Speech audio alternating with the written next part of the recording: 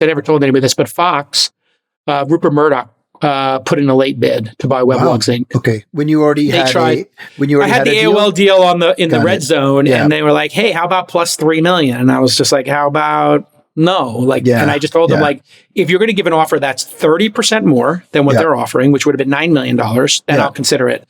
Yeah. But if you're just we're not playing the prices right here. Sorry, respectfully, Rupert. Yeah.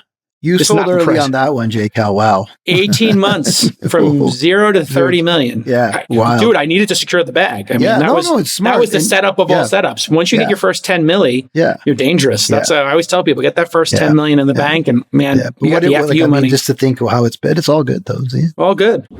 This Week in Startups is brought to you by Miro. Helps take ideas from in your head to out there in the world with its ability to democratize collaboration and input. Sign up for free at Miro.com/startups. NetSuite. Once your business gets to a certain size, the cracks start to emerge.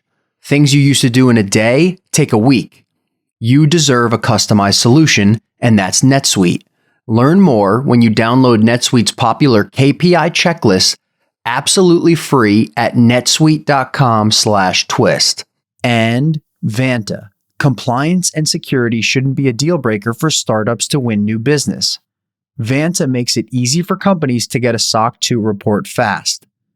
Twist listeners can get $1,000 off for a limited time at vanta.com/twist. All right, everybody, welcome back to This Week in Startups. It is 2024 and it's Monday. No, it's not Monday. It's Tuesday, but we're going to treat Tuesday like it's a Monday because you all love this. This Week in Startups AI. Every Monday, and we'll do it on Tuesday this time because Monday was a holiday. Happy New Year. I get together with my good friend, Sandeep Mantra. There he is. Sonny, how you doing, Sonny? Happy New Year. I am doing great. Happy New Year. I have my Midjourney generated. Yes. Midjourney generated. Yeah. You know, it's interesting you bring up Midjourney. The big news that dropped this past week while we were on break was, of course, this New York Times lawsuit. And then I saw on TikTok, this TikTok that said Midjourney for audio had specifically sampled all of the major artists to make the styles. Now, I don't know if this claim is true or not, or if we have any backup to this. Did you see a story break about Midjourney and musicians? No, I didn't know about Midjourney doing the musician stuff. I didn't see that. It must have been during the break. So we're going to keep an eye on that. But there are some Midjourney artist lists. Now, is Midjourney a company or an open source project or both? Because this is another one of these situations where I'm a little confused. It is not an open source project. It is a company, and it is a not venture-backed company. And it is gone from 0 to 200 million in revenue without any venture dollars. Wow, I was totally unaware of this. Yes. And so they are leveraging open source to build what they're doing, but they are not open sourcing their models. So you can give a prompt for Midjourney on artists, I think. So anyway, this is good. I'm just curious, when you saw that New York Times story, and by the way, today we're going to do some predictions and bets for what's going to happen in AI in 2024. So we're going to make bets. We're going to make 5 bets. Explain to the guys what we're going to do today. Yeah, what we're going to do is we're going to make them mid-year because a year is like really long. So let's make them mid-year. And we're going to do over-under. So, person has to take either side of it. And they're going to be things that we've touched on throughout the last couple of months. And they're all going to be pretty relevant, I think, to how 2024 shapes up. So the bets are also encapsulations of our predictions, or my predictions more accurately. But I think you would align there. Well, yeah. And this is going to be great. So we're going to say, hey, 6 months over under. We each pick over under. Yes. We do 5 bets, $1,000 a bet. Yes. So if somebody sweeps, it's 5 dimes. Yes. If somebody doesn't sweep, it could be 2 dimes, 3 dimes, 4 dimes. Who knows what's going to happen here? But this is big money on the line here. This is not inconsequential. So we got to think about this. Yeah. And that means on August 1st, we're going to check in on the bets. July 1st. Oh, sorry, I meant July 1st. July 1st, yes. The 7th month, right? Yeah. Perfect. Okay. So and then at the end of this episode, let's talk about this New York Times lawsuit if we have time, because everybody wants to hear your comments on it, Sandeep, because you're the technologist and I am the content creator. So we have this beautiful peanut butter chocolate here. We could have a really interesting granular discussion. What's our first bet? Okay, the first bet. So there will be a Billboard Top 100 song created by AI. A Billboard Top 100 song created by AI. Yes. Okay. Now, what I'm going to do is, we just don't want to do predictions. I'm going to show you the latest in AI lyric and song creation. And to give us a little warm up here to just level set where we're at and how much further we'd have to go. And we're going to talk a little bit about what happened earlier in the year as well. So, and we don't think there's been one already, because if you told me there's been one and one of the Grimes mashups had made it, I would have not. Yeah. I would have believed it, but I don't think one has, because we would know that.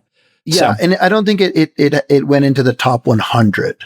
Got it. Right? So it has to be in the top 100, and it has to be 100% created by AI, not this is, Taylor Swift, and then they do a little AI on it. It's an AI artist or an AI representation of, would the AI representation of Grimes count? I think it would, yeah. We're going to allow that to be part. That's okay. That's sufficient. If someone takes an AI voice. And so I think we have Nick on with us. Nick, you have, just for a quick recap, let's go backwards, the AI Drake collaboration.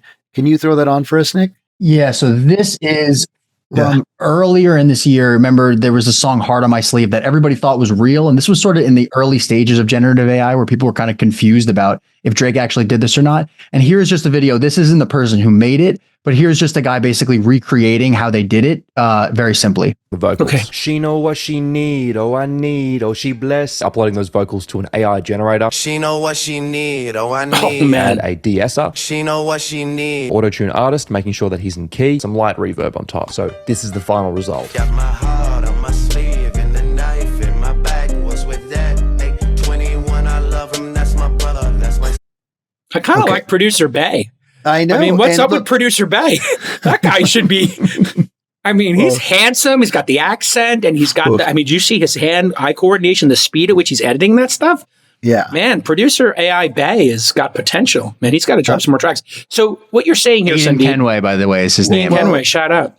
So that was 6 months ago, right? So that was, so that's what, it's out there. People have figured out how to do it. Anybody can take It's indistinguishable. It's indistinguishable today. Correct. So let's just put that out there. So it's indistinguishable. So what we're really betting on here is, and I guess I'll go first on this one. You go first on the next? Before we do it's one more piece of evidence here. Now, at the end of last year, exactly, because we've got to have, it's okay. It's well produced. You're very excited. This is awesome. So at the end of last year, just a week ago, Suno.ai was released, and they already have their own trending list, like you would see in a Spotify. Spotify, exactly. And, people have created different, obviously there's a Christmas tune up here. Here's a bluegrass, inspirational, lively. And so I'll just kind of rewind this back and hit play. Well, pack up your guitar, we're leaving this town. Okay. And so what this does is you can create, and what I did, and I'm just going to keep going forward here. I actually made a Paw Patrol drill rap song. And so that was my my prompt was using the characters of Paw Patrol, make a so Paw breaking Patrol. all copyright violations here. You got the Paw Patrol IP. You've got whatever artist. Well, I got their rap names. style 50 Cent in here. I love it. And so I'm going to play this. And let's go back here. Just rewind this here. Cease and desist coming. We run this game. Paw Patrol, we got the fame. Run a mission, we never back down. Just rush a bubble, we run this town. We bucking heroes, never been clear. We got the buzz, never. Okay. So, man, I can see kids digging that. Yeah. And so again, now we've gone from what the, we saw in the YouTube video where you had to at least, put the lyrics in yourself, write the lyrics. This is all just prompt based. Yes. The music is prompt and the lyrics are also generated just on a theme. Full service here. Full AI, service. What we call AI all the way down. All the way down. Got it. Yeah. So that's what we have. You can do sort of be really bespoke, or you can just say, type in prompts. There's a Spotify. One of those songs makes it into the top 100. Over, under, July 1st. Right. Okay. So I'm going to take the over. Now, let me explain why. Okay. It's clearly this is easily technically possible. In fact, it's probable. And in fact, we probably could have had a Billboard 100 in the last year or so. So what you have to understand when making this bet, this is my thinking behind the bet. Now, wait, have you picked your choice? Over or under? Well, no. What we're going to do is you got to go first. So next time I get to go first. So okay. So I have to take the other. Okay, great. Yeah, exactly. So you have the under by default. I took the over. Over. The reason it's the over, and the reason I'll win this one, hands down, is because nothing happens in the music industry without the music industry making it happen. This is an industry. It's kind of like China, right? Like they'll decide what the renminbi is. They'll decide the stock price. They'll decide inflation. They'll decide what GDP is. Everything is decided by the people in charge. So the music industry runs like a communist country or, any other, dictatorship. So the music industry, you'd have to ask, would they want this? Would they want it now? I think the music industry is a little scared of doing this right now and opening up this can of worms with artists. So the only way this could happen is if a true artist like Taylor Swift, who has more leverage over the music platforms than the platforms have over her, right? So how many artists have more power than the music industry itself? It's Taylor Swift, it's Jay-Z, it's Beyonce. And you could tell this because remember Beyonce, Jay-Z, and Taylor Swift all took their music off of Spotify at different points in time to make a point.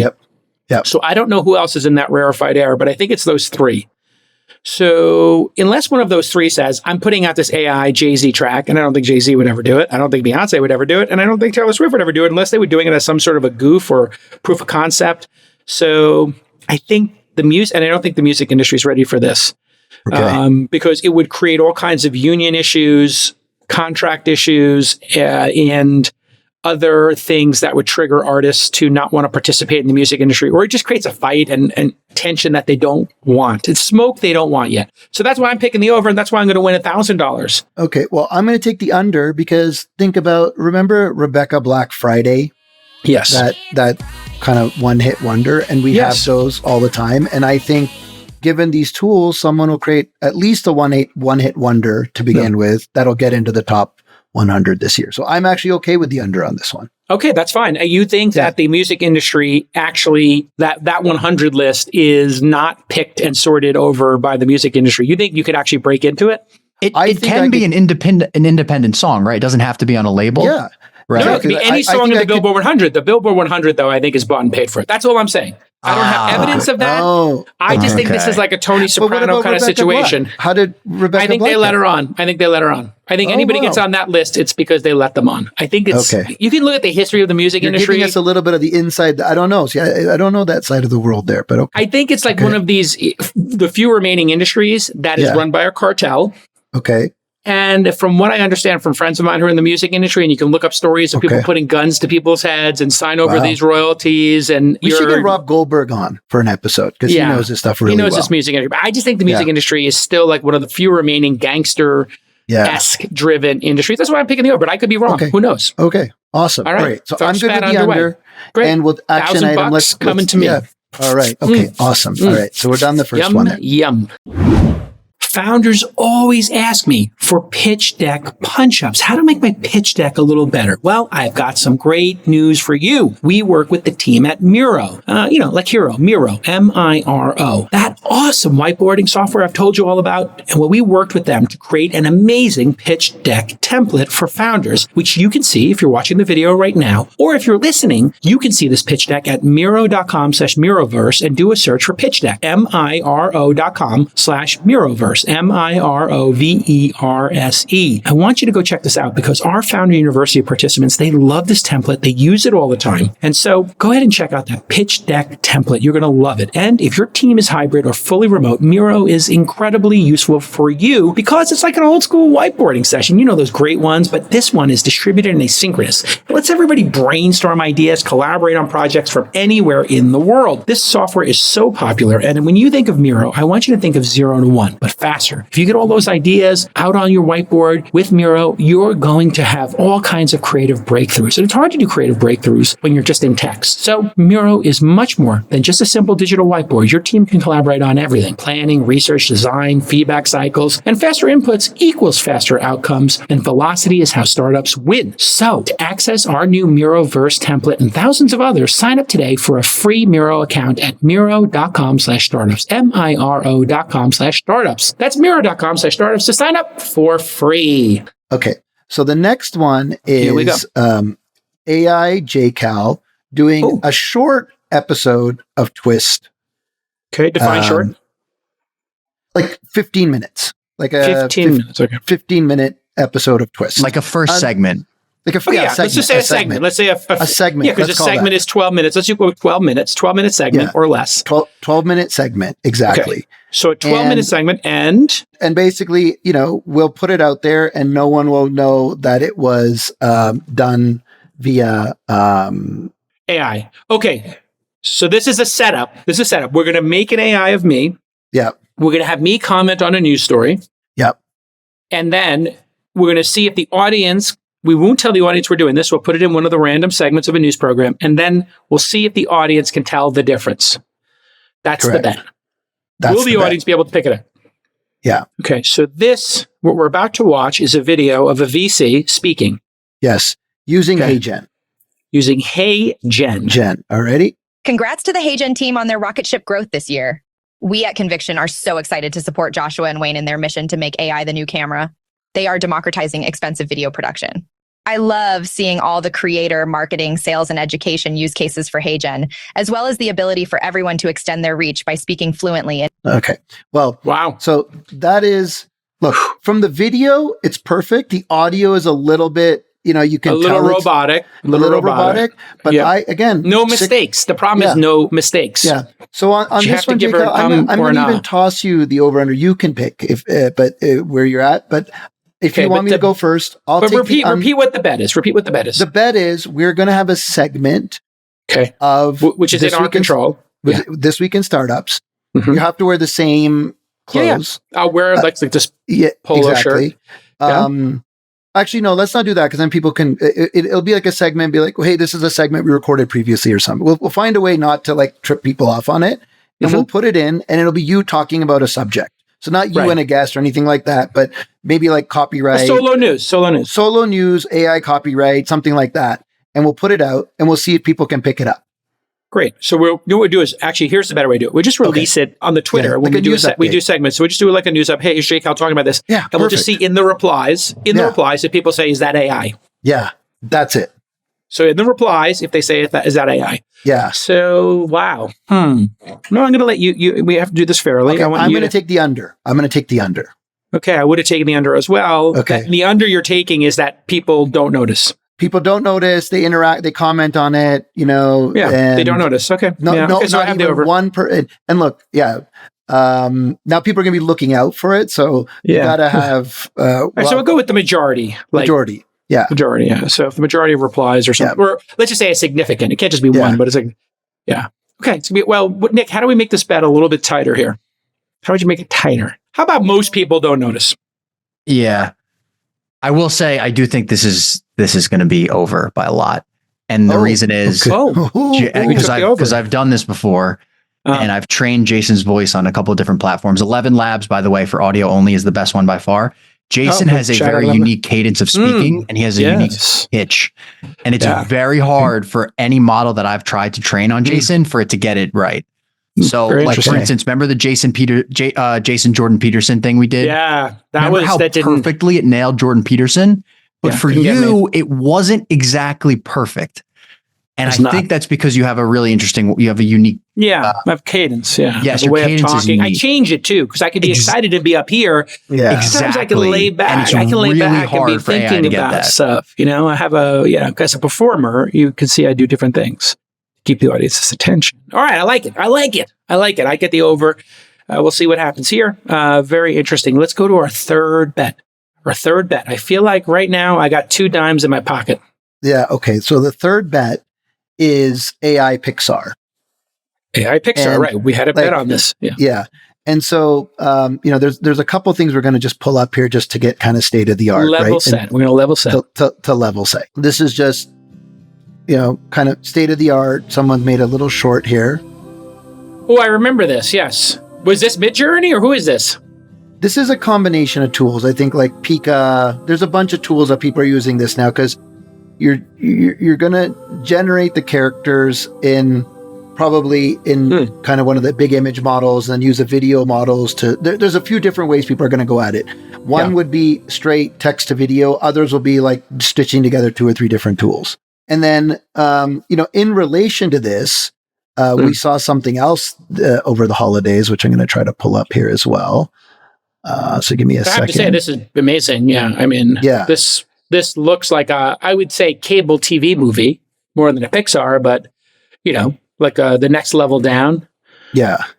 Okay. But I have to say that that gap, I just want to point out the gap between what's a movie and what's a TV show, in terms of budget of special effects, that gap is closing. And so you see this in the Star Wars films and the Star Wars TV shows like Andor or like Mandalorian. There are moments that are indistinguishable between those two, or Ashoka, where like, especially when they're doing space battles and stuff like that, you're kind of like, that could be a movie.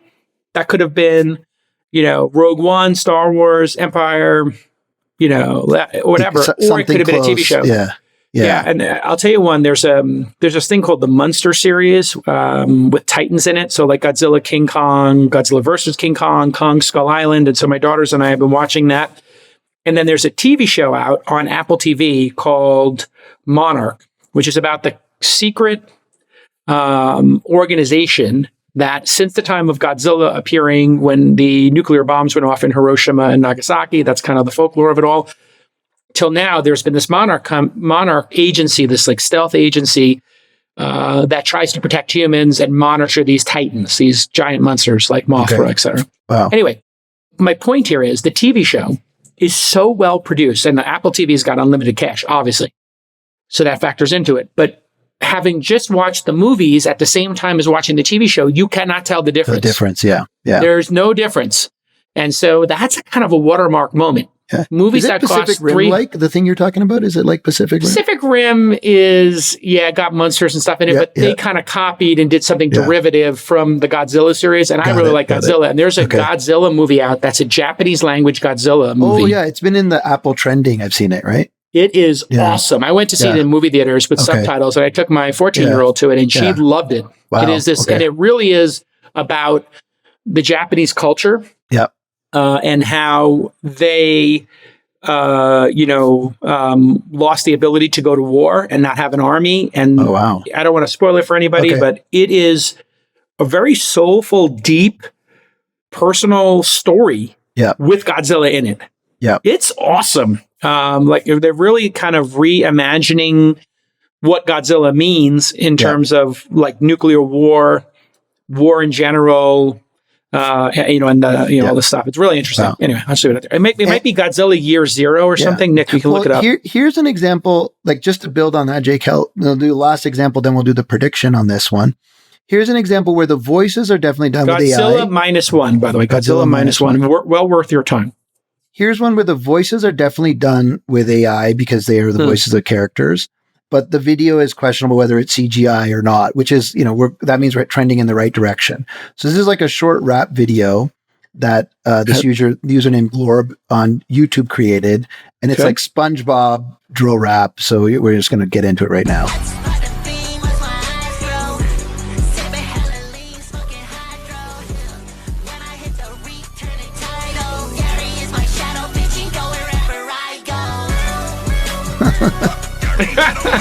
Hilarious. All right. This might win 2 awards because that seems like it could chart on Billboard. It's kind of a quick aside. So I don't know, like you see this on Jan 1st, the Disney trademark on Mickey Mouse expired. Yes. And now people have taken Mickey Mouse and created first-person shooters and all kinds of stuff. Wonderful. And so it's a Steamboat Willie version of him. I think is what they call it. The original one, right? Yeah. And so, but when you watch that video and the lyrics, and especially, I played it for Nick, who is definitely in the SpongeBob generation. It's pretty wild because the lyrics, the voices, and then I don't know if the animations are AI or not, but definitely someone will be able to pull that off. So what's our bet here? What's our over under bet for? Our bet is July 1st. We're just going to build up on the other one and we'll solidify it in here. Okay. By July 1st, a Pixar short that is also made it into the mainstream. And people are talking about it. That's why the Billboard 100 thing is there. People are talking about it. People are excited by it. It's so coming up on nightly news. A Pixar short that is indistinguishable from an actual Pixar short. Correct. And it's circulating in non-technorati circles. It's people are talking about it on the national news and everywhere else. So it's so good that the national... Okay, that's good. So it's so good it gets national recognition. Yes. Okay. So it's not enough that it comes out. It has to get national recognition. I take the over. I take the over. I take the over. I think it's not going to get national recognition. I think it could, like these things, spread on X/Twitter. Yeah. But I don't think it's going to spread anywhere else. Yeah. I'm okay with the under on this one too. I think we're going to see. This seems like the best bet. This is like the closest one for me. I think there's so many creatives out there. They have access to so much tooling and compute power that they are really going to push to create something for society. And it's going to be fun. So I'm good with the under on this one. Here's something for everybody. I'm going to give you an idea. Okay. I think what we're doing here is we're kind of challenging the AI community. So this is a challenge to the AI community. Take one of the Pixar's films and make a short about a character from a Pixar film that you think should have gotten more play. I'm going to give you an idea. There's the character Anton Ego in my favorite Pixar film, Ratatouille. And there is a scene at the end when it's his childhood and how his mom made him ratatouille and how that dish, changed his life. Anyway, they show a quick scene of him. It's just for a brief second. They show him going back to his childhood in the final scene of the film when he says, hey, listen, the life of a critic is not very important unless we're supporting new things. So here we are. Mm-hmm. You could make a film about Anton Ego as a child making ratatouille itself or learning how to make ratatouille from his mom or coming home from a rough day at school. And then his mom gives him the Mandalorian. You're doing a little, you're doing a little spin-off character. Yeah. So, and then I think in Toy Story you could do a spin-off character because I don't think they ever had Woody or Buzz Lightyear have a child, right? There was never, they never pursued that, right? Like a Woody had a son or a daughter. They were ageless, right? They were ageless. Yeah. So here's another idea for you because they did have Woody get a girlfriend, right? Yeah. At one point. What about if Woody Jr. and Woody has to like raise a kid and you just have Woody being a dad? Yeah. So there's another great one. Woody's a dad and he's got like a little son or daughter who is, dealing with whatever issues kids are dealing with. Trust me, I have ideas. I should have been a movie.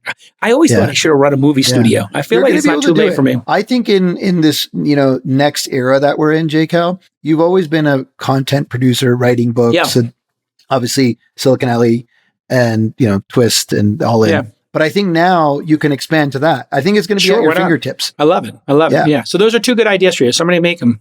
Okay. Yeah.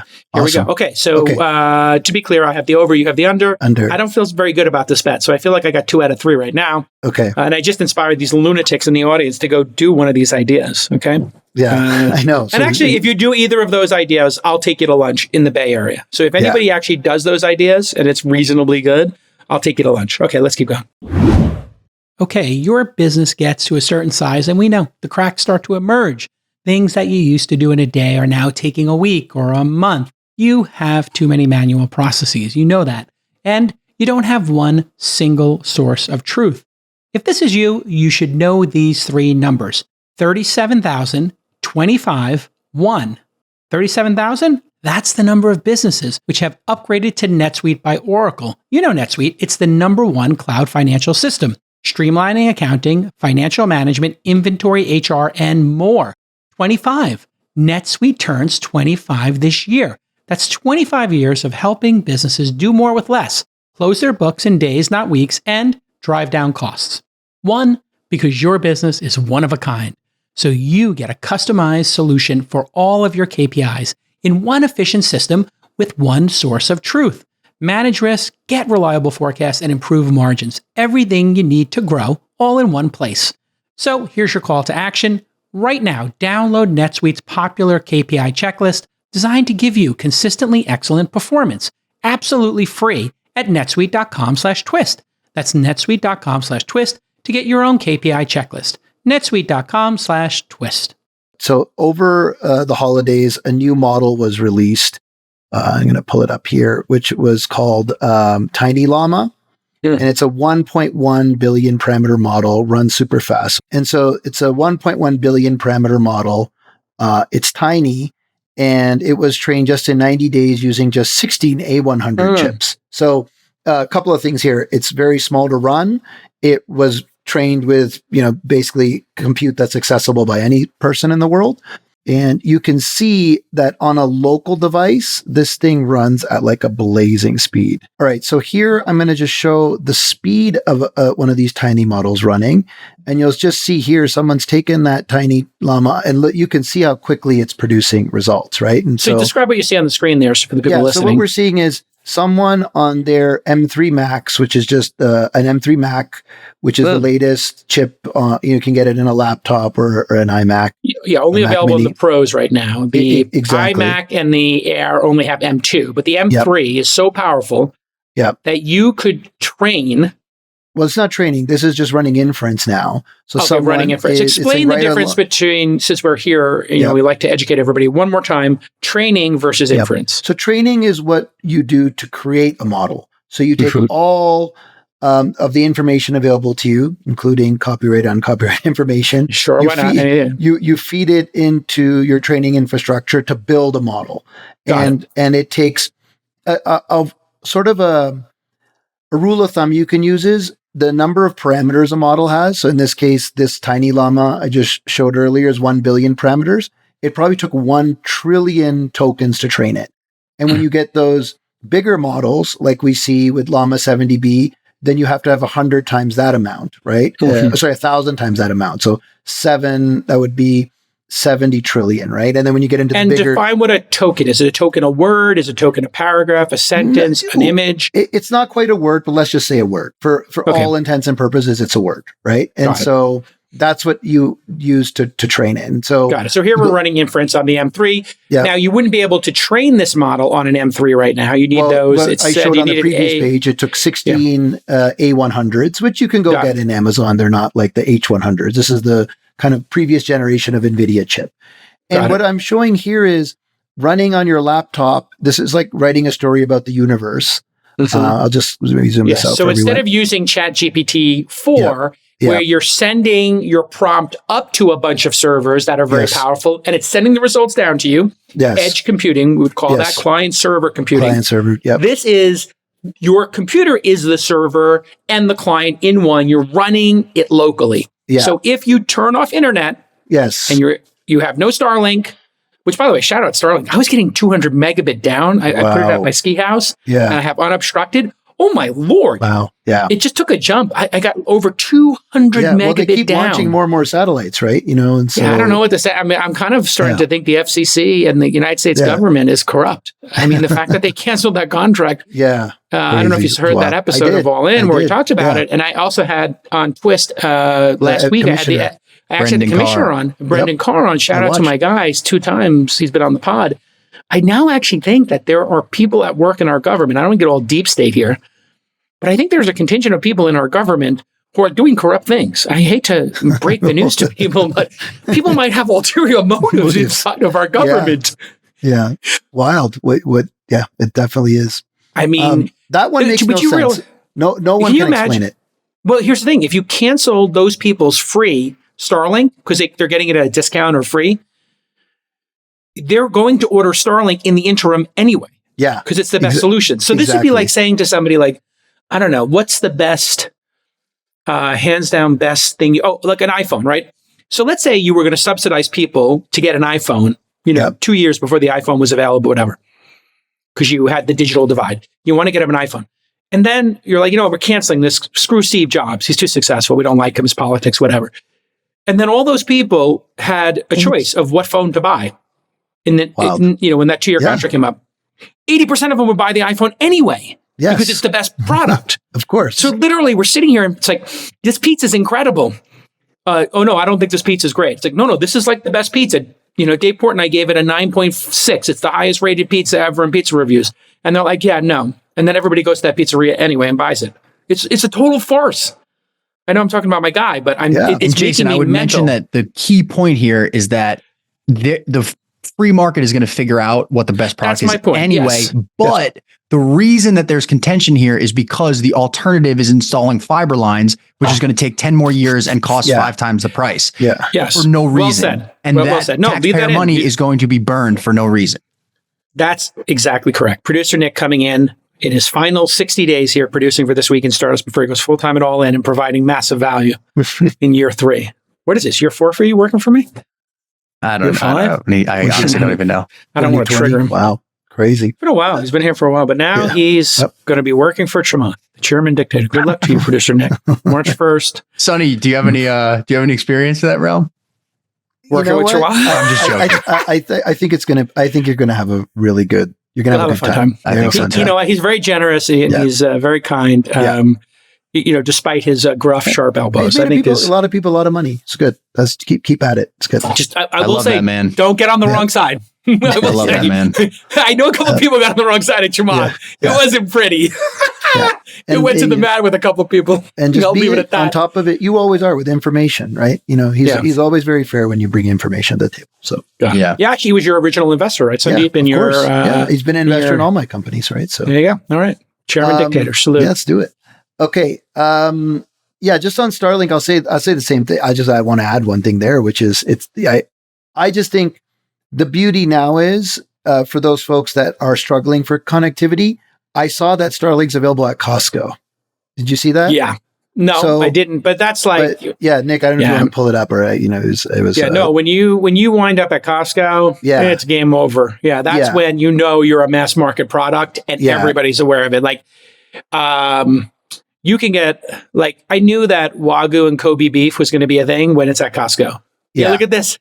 Yeah, there it is. So, Costco. Put it on your boat. I have a better one. Hold on. I have one where it's someone took a picture inside a Costco. I'm going to show you that. Look at this. Yeah, right there. Just grab one. Yeah, you know what? Also get the locks. There's a really good deal on Nova Scotia locks. Yeah. But I mean, my wife goes to Costco. To the FCC thing. Yeah, go ahead. Look, I'm not supporting it because I think it's terrible. Is that go to your Costco, go buy one, set it up. That's it. And you don't need the government. I mean, that was my feeling on it. Listen, I'm happy for my friend and their company to save the government money and to get a great contract. That's awesome. I think that actually makes sense to me if the other option, because I do believe the digital divide is real. Yeah. And I do believe that taxing people who are in cities, a modest amount, in order to make sure that we have broadband to people who are not in cities, that to me seems like a fair use of government, right? You don't want people on farms and in rural America. I think it wasn't fair when you had to pay, several $1,000s to get, DSL or whatever it is, or phone line to your house. Now, again, my point is, if you just go to Costco, no one should get that contract. If it's gone from SpaceX, it should be gone from everyone. No, it should. Nobody gets it. And the government would be like, hey, you know what? You want internet like a cell phone? Go get it from, AT&T. Yeah, but I mean, if you were a libertarian, you're like, hey, you chose to live on a farm, therefore you don't get broadband. I think that is like a very unnuanced position. It's like a very brute force, I'm a libertarian, government, get out of our lives. If we live in a society and we want society to be fair and lift everybody, if 1% of Americans, let's just say 3% of Americans, out of 100 million plus households or something, 100 million households, there's 3 million people who can't get access to broadband. Would it not be okay for the 97% to pay an extra $10 a month or $5 a month or $3 a month, whatever it is, in order to subsidize those 3 million, just to get some fiber out there and make sure they don't get left behind, because it is such a critical, essential piece of infrastructure? I think that's worth it. I also think it's worth it for electricity and clean water and public education, right? So that seems like a fair thing to do in society while we wait for technology to make those things possible. And if technology is not possible yet, that's a great use of government dollars or our tax dollars. We can decide as a society if that's a good use of our tax dollars. I don't think anybody's arguing that kids on a farm or living in rural America don't deserve to have the same broadband as kids in, and families who are in cities who have easier access. I agree. So anyway, shout out to the team at Starlink and also the team at Amazon and Hughes, who are also putting up low Earth orbit satellites. Shout out to all three of them. And the team at Costco. And the team at Costco. Shout out to Costco. Right. I'll never go to a Costco. That's too much craziness, especially with my level of micro celebrity now. I don't know if you know what it's like for me to be in a public space anymore. You do, because you've hung with me. I've been with you. Yeah. It's very disturbing. You could have 2 or 3 people ask for a selfie every day. It could be as much as 3 selfies a day I have to take. You realize how crushing that is on my ego to have to take 3 selfies? People go to Costco. Let them. It happened. You and I were out, and somebody came over, and they were the biggest fans, and I was like, happy to take a selfie. They're like, meh, maybe later. I was like, excellent. Nice. All right, listen, selling software is hard. It's hard right now, right? 2022, 2023, it's been a grind. 2024, it's going to be hard too. Everybody's making very thoughtful decisions. And the last thing you need is to slow your sales team down because you don't have your SOC 2 dialed in. So if you're a SaaS or services company that stores customer data in the cloud, you need to check out Vanta. Vanta will get your startup SOC 2 compliant easier and faster. Vanta makes it really easy to get and renew your SOC 2. On average, Vanta customers are SOC 2 compliant in just 2 to 4 weeks. Compare that to 3 to 5 months without Vanta. Vanta can save you hundreds of hours of work and up to 85% on compliance costs. And Vanta does more than just SOC 2. They also automate up to 90% compliance for GDPR, HIPAA, and more. You can't afford to lose out on major customers because of silly stuff like lacking compliance. Just work with Vanta. Get your compliance automated and tight. Tight is right. And close those big deals, the lighthouse deals that send all the other customers to you. Here's the call to action. It's very simple. Vanta's going to give you $1,000 off at vanta.com/twist. That's vanta.com/twist to collect $1,000 off your SOC 2. What is the bet? The bet is, do we see small models in Apple's phones or Androids before, those are two very different bets. I know. Well, okay, we can refine it, but that's where I was going. I was saying, and mobile devices, local models on local devices. Pre-installed or installable? Let's say pre-installed. Okay, so I think we need to break this into two. Yeah, okay. Bets. I will propose. All right. There is two flagships. You have the Pixel from Google Fi, Google Pixel, which they're still producing, and they put their latest and greatest on that. And then there's the iPhone. So I think we're breaking into two bets. Yeah. And am I supposed to go first? Yeah. Okay, so I'm taking the over for the iPhone. Okay. And then should you make the bet on Android to make it fair? Yeah. Or should I'll I make take both? the under on Android. Yeah, see it now. So I think this is going to be a push. This is a classic push. Yeah. Well, because Apple takes time to do stuff. Yeah. And they're thoughtful. And Google just, is getting better at throwing stuff out there. So great. Well, I can give you just a little That's a great bet. I think this is the most interesting one. Yeah. Again, just before the holidays, Apple released like a version of a model called Ferret and put it into, Hugging Face and every. Yeah. So. Whoa. Breaking news. Apple has a language model? This is a first. It's not their own. So what they've done is they've been working with existing models and modifying them. But like the fact that they're putting this out there is on a GitHub account. Putting it out there. There's a GitHub account from Apple employees. Yes. Of something called Ferret. Ferret. Yes. Refer and ground anything, anywhere at any granularity. Yes. Okay. So this is in order to do what? This is for images? It seems like they've done this for images. Exactly. Got it. Right. And so they've done this and the reason they've probably been forced to open source it, and I don't know how much time you spend on open source, there's certain models and certain open source licenses that if you use them to build with, you have to open source what you're doing. So what I am taking this as, Apple is using this and they're kind of being forced to open source it because the license, which is a good thing for open source. And so this tells us they must be close if they're already pushing it in the open source. So they are using an open source model. The open source license requires you to give to get. So if you want to build on an open source model, in some cases, the licenses mean you have to give back any changes you make. Correct. Fair is fair. So then Apple is putting this out there, and this is to identify images and to make changes on images using AI. No. This particular model is like you can see the example of what is the relationship between object and object. In this case, there's like a dog and a ferret, right? And so it's basically what it's going to allow you to do is like kind of maybe ask questions about stuff on your phone. So this is for Google. This is for Apple Photos. Yes. Apple Photos sucks when you're like Bulldog and it's like it gives you like a piece of pizza. Yeah. So they're obviously working on AI for Google Photos. Yes. Got it. And instead of having everyone upload all their photos and do it in the cloud, they're like, hey, we'll just do it on your device with all the compute that we have there. Okay, that makes a lot of sense. If you got an M3, if you eventually have, they're using the A chips on there. I think they're up to A14 or 15 or something. These are just kind of like tuned down versions of the M chips nowadays. Yeah. So, I mean, what an incredible thing Steve Jobs did in his final years to get off of Intel and make his own silicon. What a tremendous advantage. What a visionary thing to do. What a great thing to do with your money. Yeah. When you think about being an entrepreneur, when you build up a chip stack, what can you do with the chip stack? You can't buy things anymore. Obviously, Adobe couldn't buy Figma and they're trying to block every acquisition. So what can you do with the money? Amazon built out data centers and warehouses.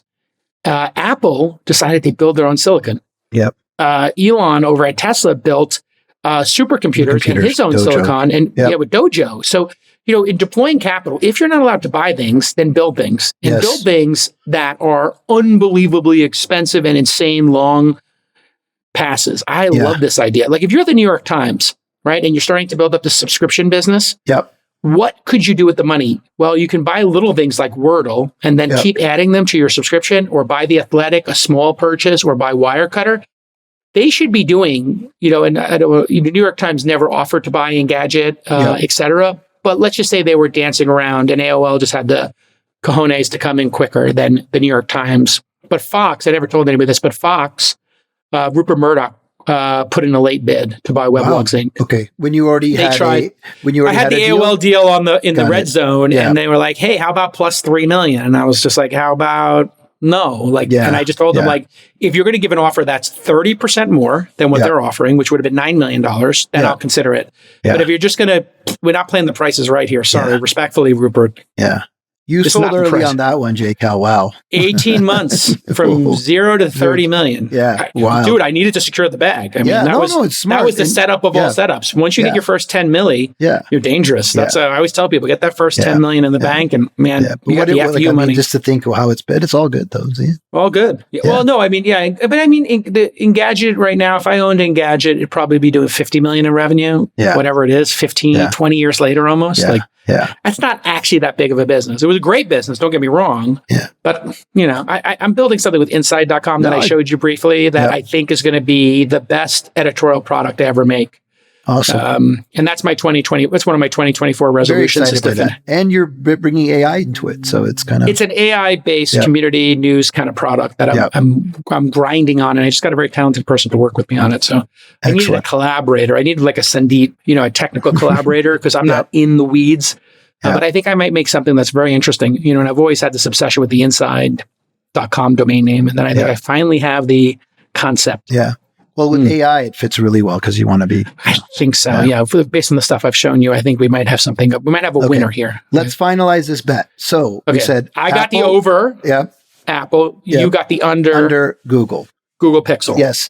And it's that they bundle the model on the phone. On device. Yes. On device. If they announce it, does that count?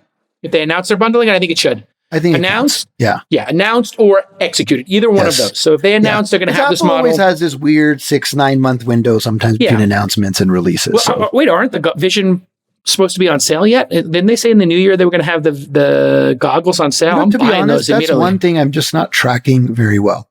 Nobody's tracking, and it's like, isn't it amazing? AI, it's really great. AI is got so many practical consumer applications. Yeah, that AR, VR, and crypto seem unimportant by comparison. AR, I will say, and I didn't pull it up here, and I want to do it maybe next week, but the new Ray-Bans from Meta have been coupled with the language model that they have. And so you can wear them, you can turn on record mode, and you can say, like, hey, what am I looking at? And it will explain it to you. So that's what I've always felt would be the best use of those. Hands down is to what's in the world, right? So I felt like if I'm looking out at a building, if it told me, hey, in that, like when you're in Japan, they'll have very tall buildings, and the buildings will, when you're looking at the building, there might be a 10-story building, and there's 3 restaurants on each floor. Yeah. And there's all little signs, and it's very hard to navigate, and you have to go to the directory. But if I just looked at it and it said, and I said, just show me the 4.5 5-star Yelp review, Google reviews. Yeah. And I just looked around on the block and it just lit them up. Yeah. Man, that would be powerful. Yeah. Or what about you were wearing them at CES this year and you're like, show me give me like information on this. Information about this, or just, summarize what I just looked at here and bookmark it. Exactly. Oh, imagine real world bookmarks. Yeah. I'm just looking at something and I'm like, hey, bookmark that. And send it to Sandeep. Or I look at a dish in a restaurant. I use food as the use case because we eat food all the time. But imagine I'm looking at that French toast at the Central Bakery in Japan. And I just looked at it and I said, send this to Sunny. And it just sends you a video and a link. Man, the bookmarking, shared bookmarks on AR are going to be sick. Yeah. That's going to be the number one use case. Where you're like, oh, what was the name of that place? And it pulls it back out and, French toast. Let's go. Yeah. All right, here we go. Okay. So last one. Last bet. The last bet. This is going to wind up being 6 bets because we have the double bet. So it was supposed to be 5, but we turned that into double. But whatever, we'll throw another dime out there. No, wait. Are we on the last one? Are we 500 each or 1,000 each? No, we'll just do 1,000. It's like makes it easier. So it's 6,000 at stake. Okay, yeah, 6,000 at stake now. All right, I like it. Yeah. So the last one is, we have some thing I can pull up, but I want to just lay it out first. Last year was a year of like large language models, text. And what we saw at the end of the year is multimodal. And you've started doing this with talking. We had a poker game recently and the settlement, I don't know, I didn't share this, but the settlement was done by ChatGPT. Took the screenshot of the notes and did the settlement with ChatGPT. And so, typically we have someone do that and all that. And so like, The bet here is over under by July 1st, do multimodal models become multimodal? Does an open source multimodal model become the most popular model on the planet? Does an open source multimodal become the most popular on the planet? And so this would be, you're basically saying, would it be better than ChatGPT's app? Yes. That's basically what you're saying because that's the number one. And we assume it's not going to get displaced. So will ChatGPT 4's multimodal app be displaced? Yes, by an open source model. By July 1st. Do you have anything to set this up or not? Are you going to show something to set this up? I am. I'm going to show this. So let's show it. And now we're not saying by number of downloads or paid subscribers. It's just a better product qualitatively. Like how everyone talked about ChatGPT and GPT-4 through all of 2023, everyone starts to talk about, begin to talk about, so I think the way to say this is, will an open source model displace ChatGPT-4? Very specifically, but yes. Okay, so multimodal. And is it my bet? I think you did the Android one last, so it's my bet. Yes, your bet. Go for it. My bet. I'm going to take the over. I'm going to share my screen here. I'm taking the over here because I just think open source takes a long time to bake and get stuff out. Okay. But maybe. So this is a project called LLaVA. I know Large Language and Vision Assistant. And it's a combination of Microsoft Research, Columbia, and... I remember this. LLaVA. Wisconsin, LLaVA. Large Language and Vision Assistant. Visual Instruction Tuning. Yes. Got it. Wow, this is impressive. Okay, wait, I may have to change my bet. Okay, hold on. Based on this. You didn't, you had something here. Okay, hold on. So here's a picture of a guy ironing a shirt on the back of a taxi. Yeah. And the question that this is in the demo. It says, what is unusual about this? And it says, the unusual aspect of this image is that a man is ironing clothes while standing on the back of a moving car. This is not a typical scene as ironing clothes, yada, yada, yada, right? It's done in a more indoor environment, and so the person can't balance and it'd be really hard to do it. How does the model know that? This is what's happening. Oh, JCAL, like you took the How does the model know that? I mean, because, I understand how it regurgitates, like what's the best coffee machine back to the New York Times versus OpenAI. Yeah. I get that. Yeah. I get when it makes an image and it's like, hey, make me an image of a Happy New Year image. Yeah. And it just finds other Happy New Year images and builds off of it. But what really trips me out about language models is when they can interpret an image. That always freaks me out. This is the part where I start to think it's thinking. Well, here's how unless it knows this image, does it know this image and somebody described it on the internet? No, it's actually figuring this out from the context. That's what freaks me out about AI. So the way to think about this is, and there's a lot of energy around this particular topic. People believe that LLMs are actually should not be used as knowledge retrieval systems, which is what people use them for. Like, hey, tell me when top 10 espresso machines. Exactly. But more they're reasoning engines. And because of their understanding of the language. And so what is reasoning, right? Reasoning is like an understanding of language, and they have an incredible understanding of language. And so if you think about what happens when this image is presented to a model, it basically, the first thing that happens, the model has to describe what the image is. And it'll say, well, it's a car and there's a person ironing on the back of it, just a description. And then the reasoning capabilities of the model say, hey, that's just not practical. Like it's, because of what it's saying here, because it's able to reason that from its understanding of all the training material it's ever seen. So there's some query going on that Not says a query per se. It knows scenarios about driving, it knows scenarios about ironing, and then it's able to kind of infer from that. You look and it tells it, say the car is moving, you want to be balanced if you're doing this. So so it knows that this task requires balance and is done indoors, and that this is outdoors. So it knows in its mind. Saw that in training material when it learned about ironing, right? And it said, hey, you want to have a stable surface, you want to make sure it's not tilted, you want to make sure the surface is very flat. Like you wouldn't do it, and it also knows that it's dangerous to be in the middle of the road. Yeah. Yes. Yeah.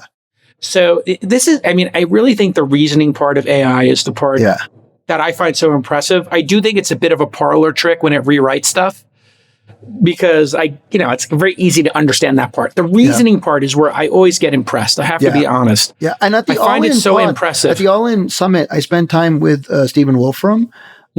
And he's really big on the reasoning aspect of it as well. So here we go. You're showing an image. What are the things I should be cautious about when I visit here? And it's showing a lake with a dock that walks out to, it's like a pier. Yeah. When visiting the pier over the lake, there are a few things you should be cautious about. First, ensure that you have appropriate footwear with good traction, as the pier may be wet or slippery, especially if it has been raining or if there is algae on the surface. Well, it's a deep pull. Second, be mindful of the weather conditions. The image shows a cloudy day. Oh, here we go, which could lead to sudden changes in weather, such as rain or strong winds. It's essential to be prepared for these conditions and to have a plan in case of an emergency. Lastly, be aware of any potential hazards in the water, such as submerged rocks or debris, and avoid swimming or wading in lakes without proper safety measures. So it knows it's a lake. It knows it's a dock. It knows that there are, since you said, what should I be cautious about? It does a reverse and says, what's dangerous about on docks and lakes and yes. And then it goes into this one. I get the reasoning a little bit better. When you do something completely, like the ones that always get me is when you put a meme in there and you say, explain the meme. Yeah. And you're they do a great job. They do a great job. Most of the time, or sometimes it nails it. So I find that also very fascinating. This has been an incredible year here.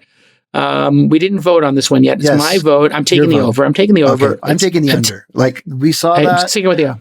Okay. All right. There we go. All right, everybody. Put it up on the page. It'll be up. thisweekinstartups.com/bets is going to redirect to a bets page. If you remember any of the long bets we've been making over the last decade here on the show, or if you want to go search using our new AI website, the new AI website powered by Podcast AI is thisweekinstartups.com. All the AI episodes are available at thisweekinstartups.com/AI. The bets will be available at thisweekinstartups.com/bets. Startup Basics is at thisweekinstartups.com/basics. That's kind of how we do things here, because we just put a slash and a simple keyword. Sandeep can be found on x.com/Sandeep. Sandeep, yes. 2 E's and a P, Sandeep. We call him Sunny. He's awesome. I don't think you have any room for more customers or clients. For Definitive Intelligence, we always do. You have room for one more. Okay, so there's one more client engagement for 2024 available.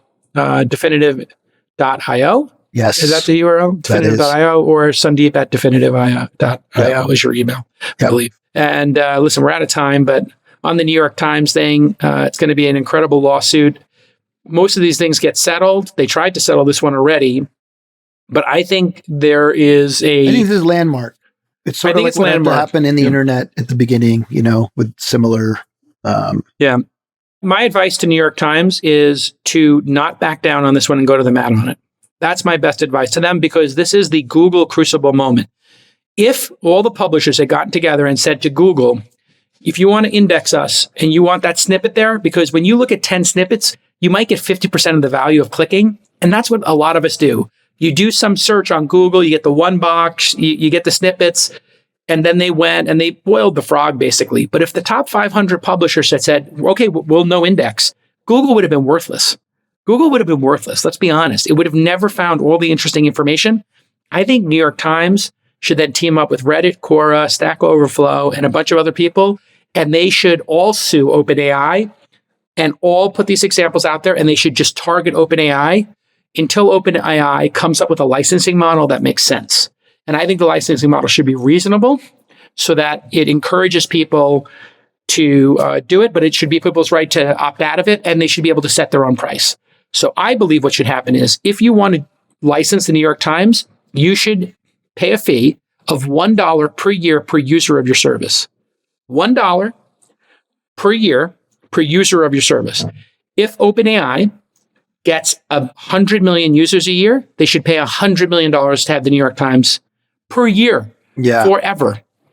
That's my belief. Okay, and they make, because I think the New York Times is that valuable. They make $240 per user, so they would be making 24 billion, right? Mm-hmm. And so they would just have to fork out, a very small amount. Yeah. If they're making, you said they're making $20 per month or $240 per year? Yeah, $240 per year.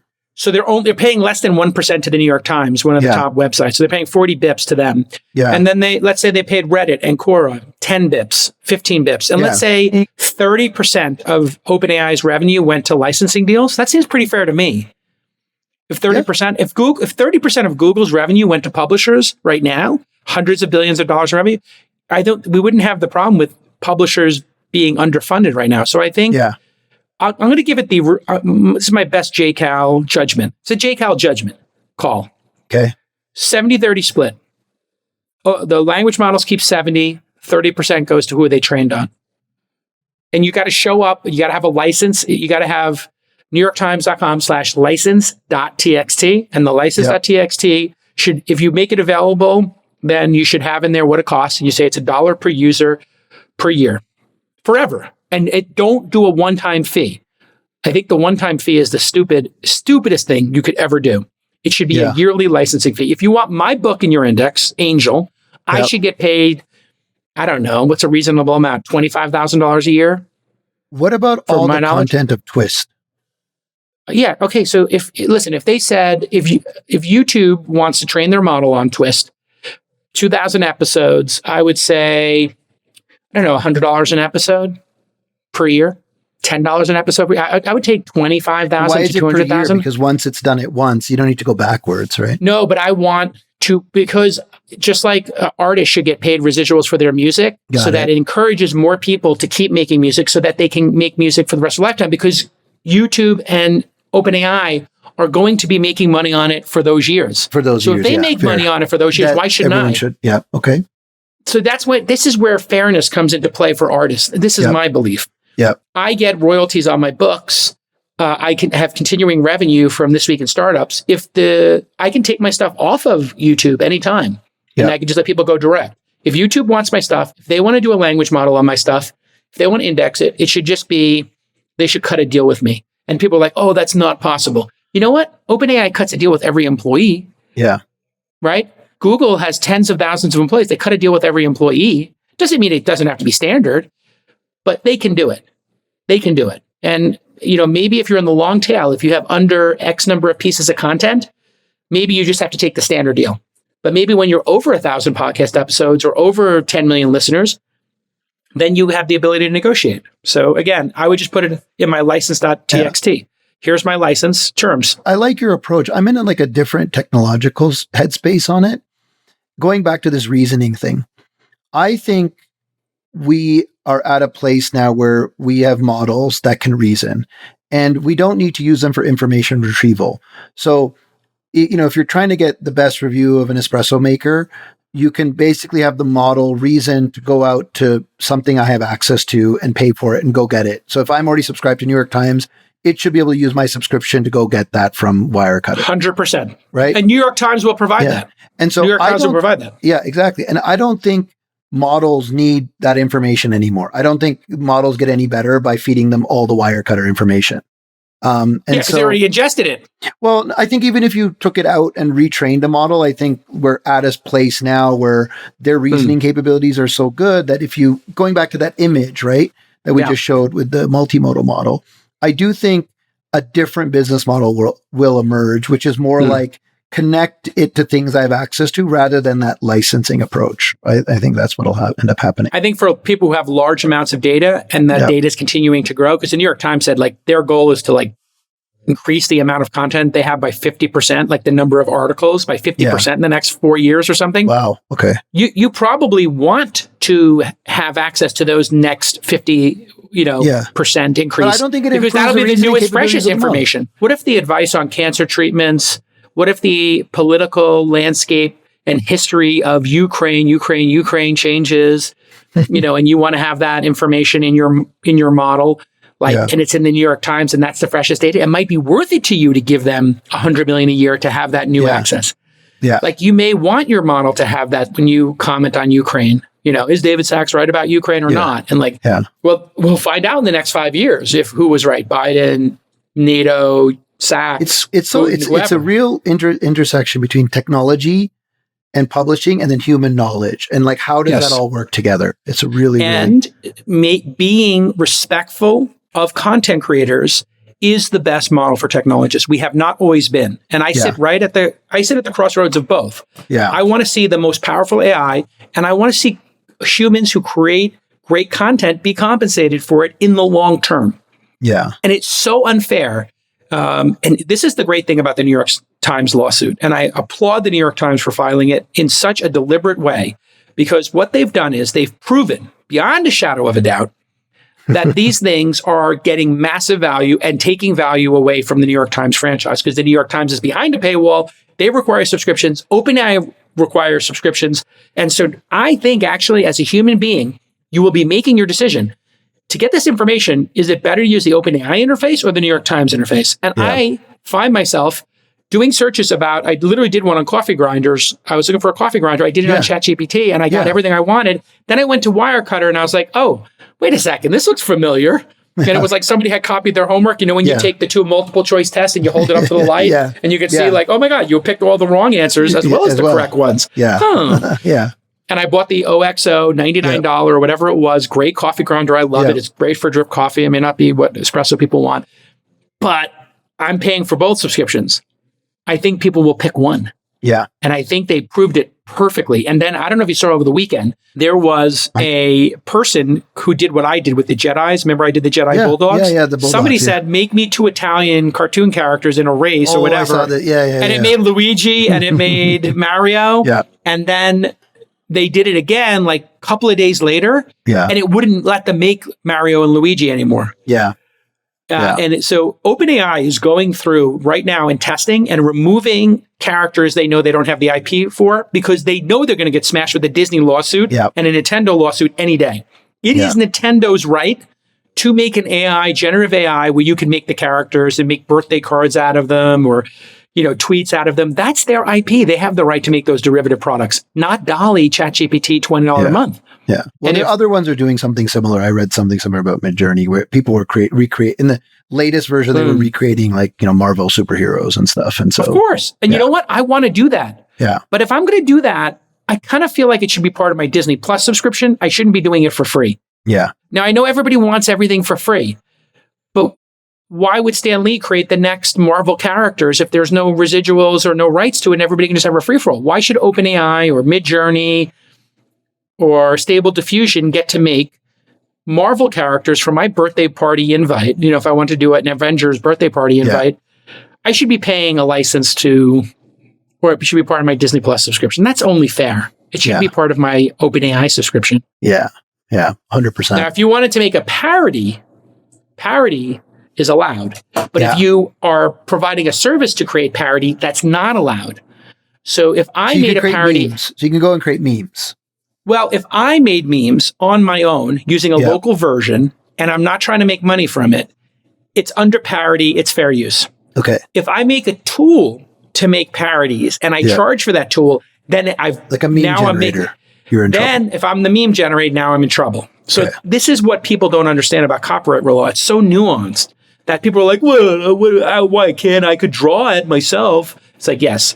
But if you started charging for drawing it, now you start to get into a different place. So if I did, if I started charging people on the web $100 to make versions of Iron Man or versions of Jedi, and I named them and I put Star Wars on it, I'm not allowed to do that, right? And here's the Mario Brothers. DALL-E doesn't need... So this guy, Gary Marcus, is just doing what I did a month ago, right? He copied my thing here. But he said video game Italian and it made Mario Brothers. Mario, Of course it made Mario. We're getting into the place where these things are going to need to block certain characters and not have the output as well. So I think that's right. I think that's the right thing to do. And I'll be honest, I said something in my newsletter I think I may have to do a clarification on. I said something to the effect when I wrote about this the day it happened, that a bunch of people at OpenAI used the stolen content to make a bunch of money in the secondary offering. Yeah. I actually don't know. I was kind of reading their minds. I don't know that an individual OpenAI person is acting that way. So I take that back. I'm going to clarify it, that sentence, because I don't want to mind read them or their intentions. They might be just doing AI because they think it's good for society, or it might just be a job and they don't feel particularly either way about it. But the fact is, it's unfair that OpenAI is selling billions of dollars based upon of shares. Yeah. They might sell more shares in their secondary than the entire value of the New York Times. If they sell $8 billion in secondary, which is completely possible over the coming years, they sell because a company, let's say the employees own 30% of the company, it's $30 billion. New York Times worth $8 billion. So when those employees liquidate, they're going to get 4 times the value of the New York Times, and they built it on the New York Times content. That's unfair. And that's where they're going to get so demolished in court for damages. The damages on this could be unbelievably high because so much commerce. If OpenAI wasn't so successful and it was a nonprofit, it would be so hard to do damages. But once the employees are selling billions of dollars in shares and they have 100 million paid subscribers or whatever they have, that's when it becomes profoundly unfair. I just did Thanos as a farmer in Midjourney. Yeah, that should be done on Disney Plus. That should be a feature of Disney Plus subscriptions. Make your own characters on Disney Plus. And then it puts a logo there, made by Disney Plus. There's going to be a language model made by New York Times. And this is my thesis. What if the New York Times competes with OpenAI? Heads up. They take a language model that was built on the New York Times content. And then they have a model where having access to that is pretty dope. And it increases the number of New York Times subscribers. And then they go buy Engadget from Yahoo. They go buy TechCrunch. They go buy they go buy Reddit. Yeah. Well, they would just take one of the big open source models and then fine tune it with their own data. Or, hopefully that model wouldn't be built on stolen content either. So they'd have to find a clean model. On the open source models, we can see where all the training data came from. So if they did that and then they made the New York Times model, as long as they don't have to give to get, like we talked about earlier in the program, the New York Times is a competitor to ChatGPT. And that's what the courts will realize. And I am the tip of the spear. I pay $300 to both companies. I will not pay $300 to both companies forever. I will pick one. And if it goes the way ChatGPT is going, I'll probably cancel my New York Times because I'll get all the value from that. Yeah. Yeah. I mean, Apple does this really nicely with the news, Apple News Plus thing. Yeah, they pay. You have to have and I have, what's it called? Apple One or something? Yeah. For my family. That has $40 a month. Exactly. I spend $500 a year with Apple. They made it much more expensive. It's more expensive now. No, mine's $38 a month. So it's $500 a year, basically. Yeah. I get Apple Arcade, Apple Music, Apple News, everything, Apple TV Plus for my whole family and 2 terabytes of storage. It's the greatest deal ever. It's $100 per family member. It's great. Yeah. And it's simple. It's phenomenal. So this is what ChatGPT should do. They should have part of your subscription be Apple for did it one. Right because they respected Apple did it right. Yeah. Now imagine if ChatGPT said, include New York Times for $2 more a month. Include Disney characters for $5 a month, for $10 a year, $1 a month. That could be a great way for them to cut commercial deals with people. And they're clearly they want a deal. I think, if this is my challenge to Sam Altman, if you're such a great deal maker, people are saying he's such a great deal maker, well, then make a deal. Let's make a deal for content creators. Make a deal. Make a revenue model that's sustainable. All right, this has been another amazing episode. We went a little overtime. Happy New Year again, yada, yada. And we'll talk soon. Bye-bye.